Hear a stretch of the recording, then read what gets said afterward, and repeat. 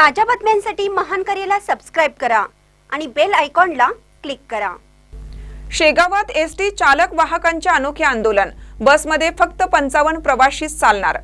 बुलढाणा जिल्ह्यातील शेगाव तालुक्यातील एसटी चालक वाहकांनी बुधवारी अनोखे आंदोलन केलं। 55 प्रवाशांची क्षमता असलेल्या बसेस मध्ये 90 ते 100 प्रवासी घेऊन चालवल्यामुळे चालकांवर नागरिकांकडून खोट्या तक्रारी होण्याच्या पार्श्वभूमीवर त्यांनी ठरवलं की आता बसमध्ये फक्त अधिकतम 55 प्रवासीच घेतले जातील आणि त्यापेक्षा जास्त कोणताही प्रवासी बसमध्ये चढणार नाही। शेगाव एसटी आगारात आधीच बसेसची कमतरता असून येथून राज्यभरातून प्रवासी दर्शनासाठी येतात। काही गावांमध्ये विद्यार्थ्यांसाठी बस सेवा असली तरी शेवटच्या स्टॉपपर्यंत अनेक प्रवासी आणि विद्यार्थी बसमध्ये चढत नाहीत, त्यामुळे चालक वाहकांवर तक्रारी होतात। या कारणाने ते त्रस्त झाले आणि आजपासून शेगाव ते जळगाव व शेगाव ते पातुर्डा मार्गावरील एक्स्ट्रा प्रवासी खाली उतरवले गेले।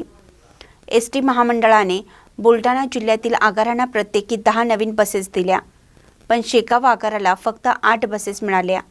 नवीन शिवशाही बसेस मलकापूरला पाठवल्या गेल्या, तर शेगावला जुन्या भंगार बसेस मिळाल्या। चालक वाहकांनी याला संत नगरी आगाराशी अन्याय म्हणून प्रश्न उपस्थित केला आहे।